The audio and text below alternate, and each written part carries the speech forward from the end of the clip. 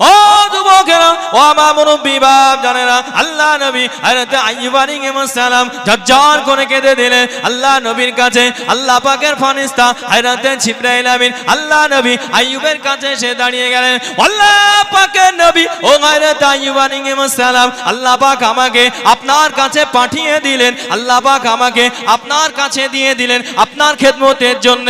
ও রব্বি আল্লাহ পাক আল্লাহর কাছে দোয়া চাইলেন, আল্লাহ পাক আমি জিবরাইল আমিন আপনার আদেশে আল্লাহ নবী আইয়ুবের কাছে এসেছি। ও রব্বি আল্লাহ পাক আপনি আইয়ুবের শরীরটা সুস্থ করে দেন। আল্লাহ পাকের হুকুমে সুন্দর একটি ঝর্ণা তৈরি হয়ে গেল।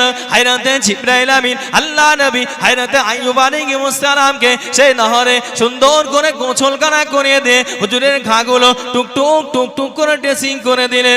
আল্লাহ পাকের হুকুমে আল্লাহ পাকের দোয়ার বরকতে আল্লাহ পাক হযরত আইয়ুব আলাইহিস সালামকে সুস্থতা করে দিলেন। এদিন গভীর রজনীতে আল্লাহ নবীর বিবি হযরত রহিমা রাদিয়াল্লাহু তাআলা আনহা টুকটুক টুকটুক করে জঙ্গলের ভিতরে ঢুকে গেলেন, জঙ্গলের মধ্যে চলে আসলেন।